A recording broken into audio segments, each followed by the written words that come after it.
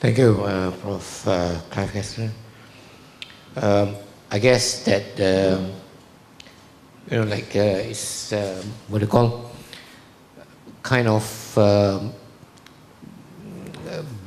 very personal view about this whole issue, and it's time now for us to invite Professor Jeffrey Kenney, Professor of Religious Studies from DePaul University.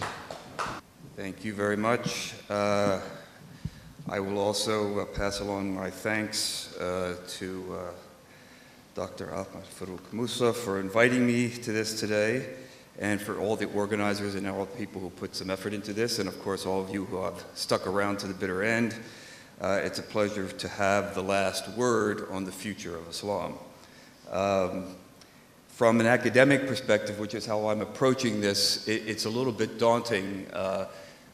I think typically in a kind of scholarly setting, we wouldn't even ask this kind of question. It's a bit overwhelming, and perhaps from an academic perspective, a bit overly dramatic. But it is not overly dramatic when people are considering the future of Islam as a kind of believer-centric notion of how we're going to get from the present to the future through the past. So I recognize the importance of this, and what I think I'm doing, because I'm approaching this a bit differently, but I think I'm getting to the same point as our distinguished guest speaker today, Dr. Asma Asfaruddin. I think I'm getting to the same end, but I'm bringing a kind of a different perspective by focusing more on the present. In my understanding of interpreting Islam and interpreting religion in general, and that is, religious traditions are rich reservoirs of ideas, and essentially one can get anywhere to the future through the past, if you set your mind to it. And in fact, many people do.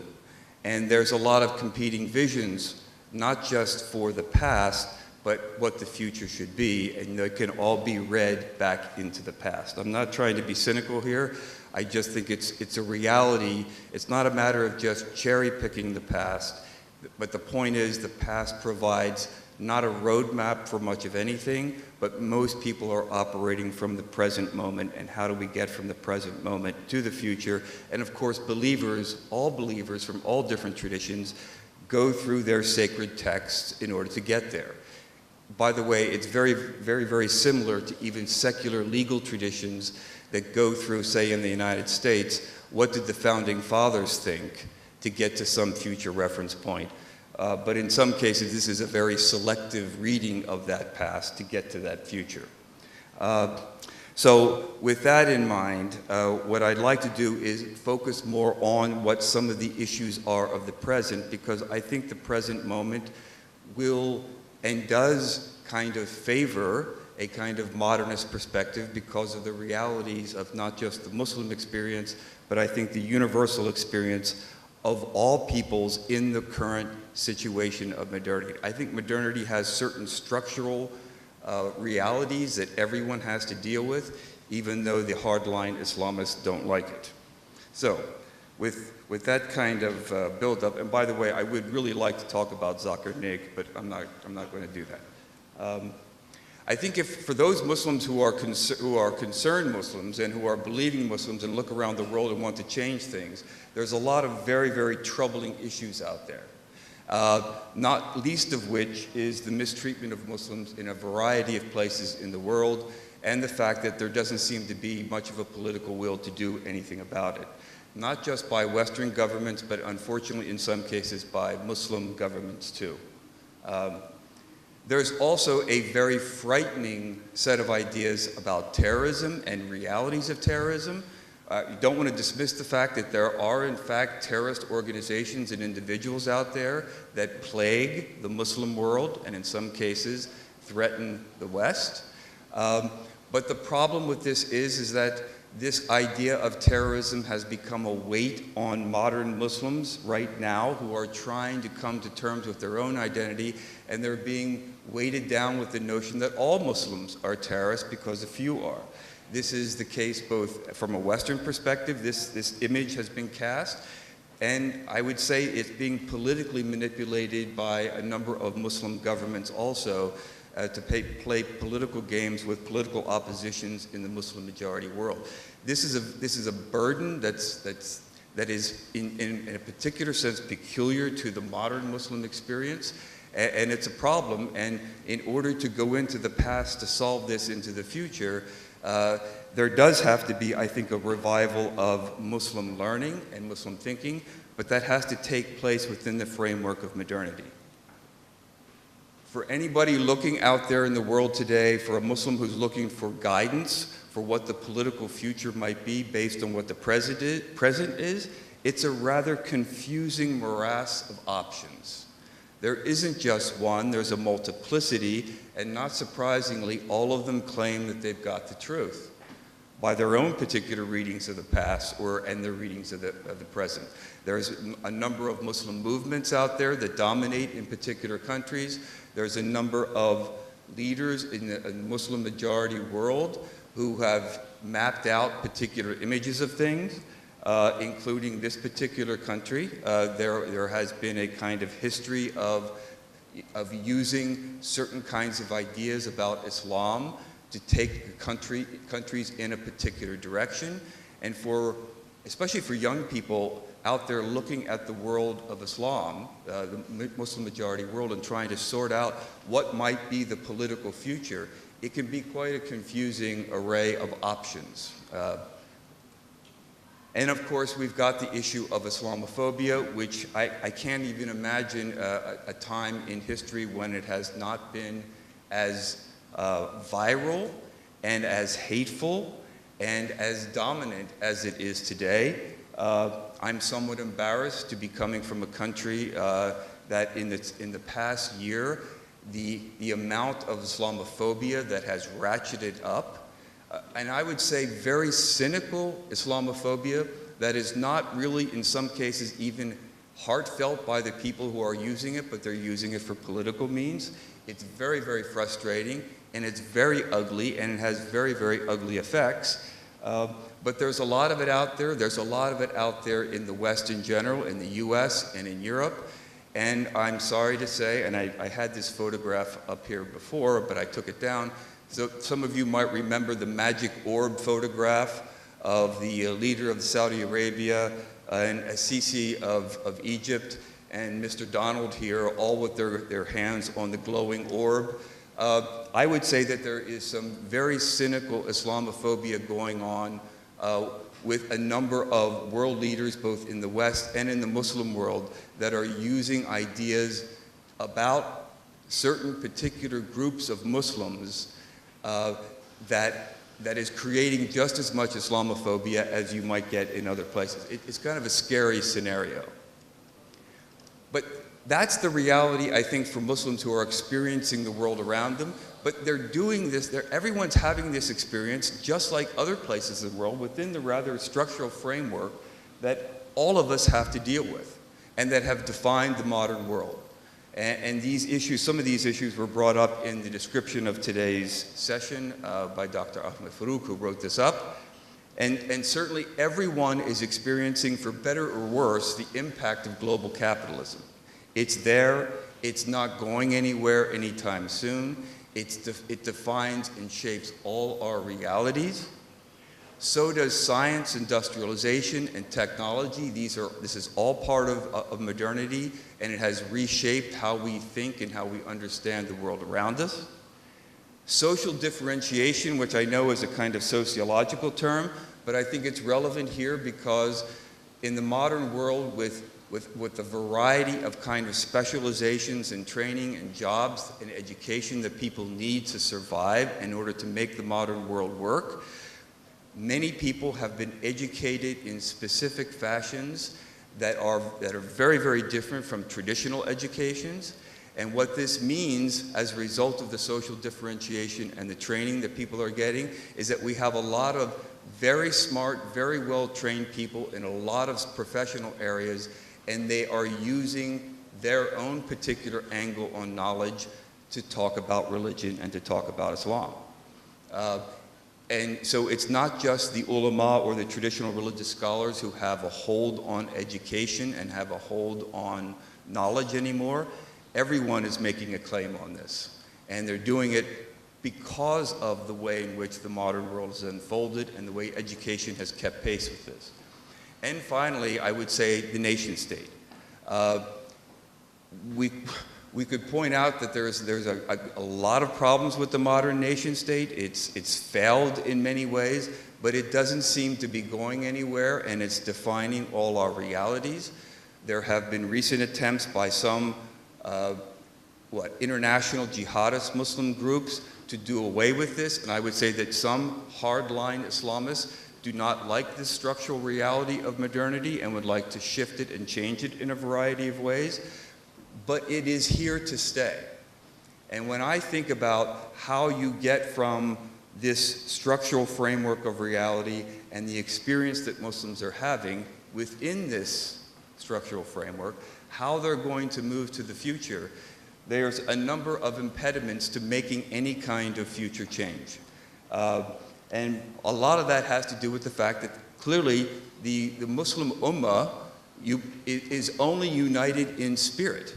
It is not united in reality. It is politically divided, and one might argue it is also culturally divided. But certainly it is politically divided, and it is not going to unify. There is no way to do that in the modern world, right? It's just not going to happen. It's a fiction to talk about it in that way. One of the unfortunate outcomes of the modernization process in the Muslim majority world is that there has been a limited political voice within nation states for citizens within these countries.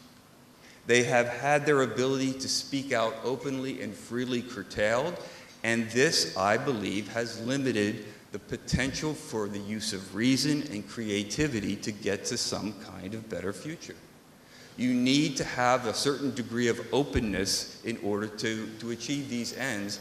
And unfortunately, many governments, too many governments, are either soft authoritarian or are just plain authoritarian and are preventing the creative voices of Muslims in their own countries from shaping a better future. Oh, sorry, got ahead of myself here. And part of this problem with authoritarianism, I would say, is that there is too much state-mandated official Islam, where there are countries that are essentially teaching their citizens, the Muslim majority citizens, what Islam is and restricting other options for what Islam might be. This is a very serious problem.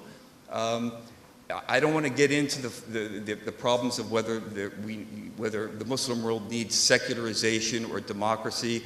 Those are hot button issues that I don't want to deal with right now. But the reality is too many Muslim majority countries is that there are certain Muslim groups that don't survive and can't survive, that get eliminated.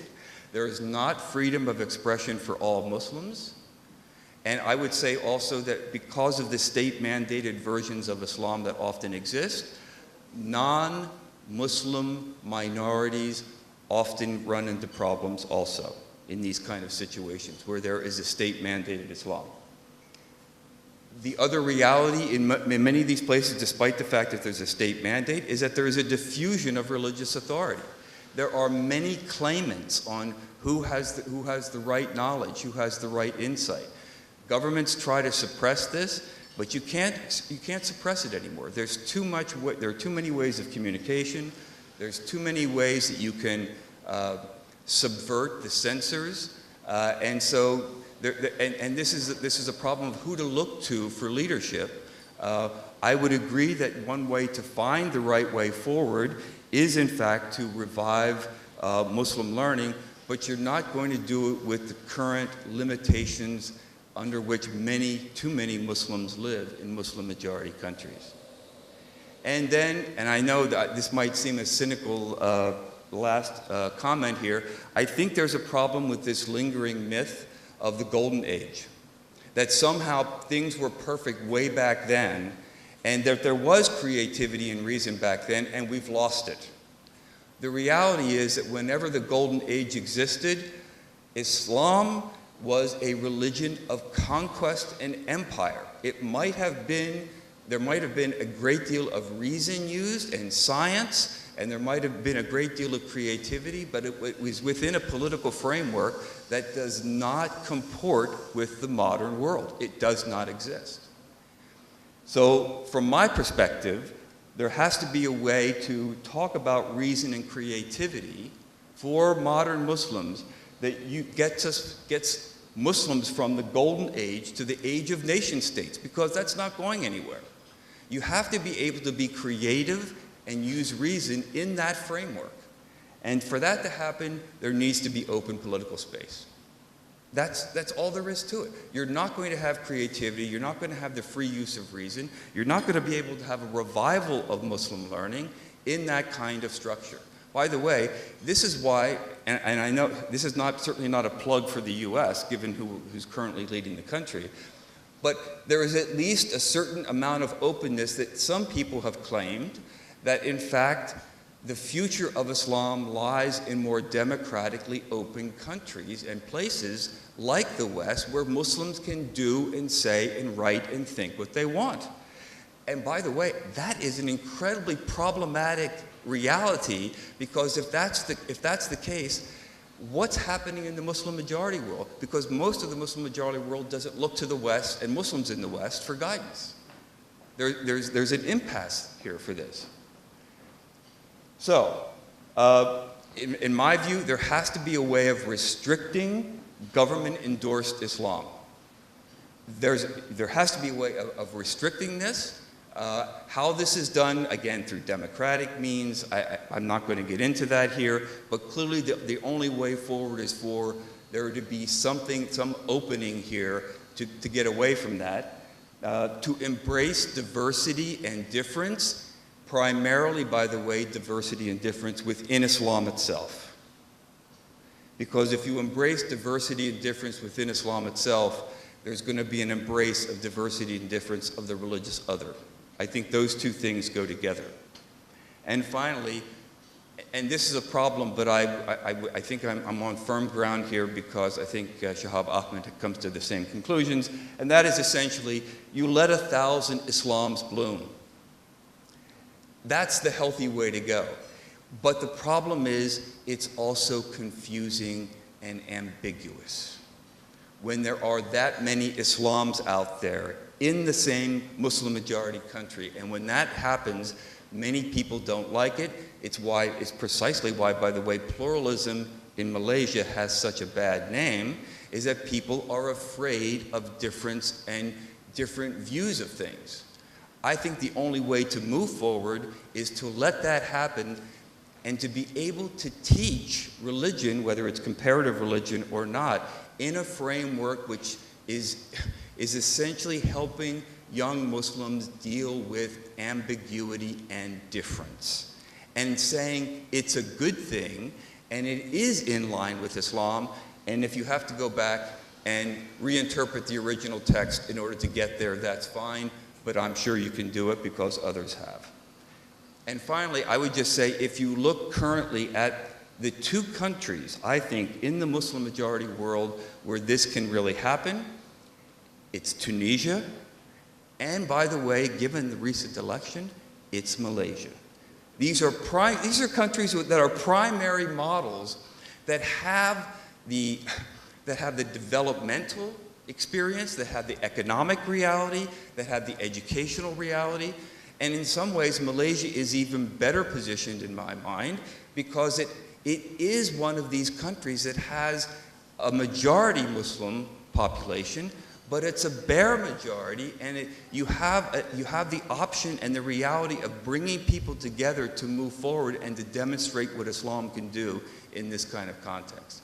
And I wish you the best of luck with it.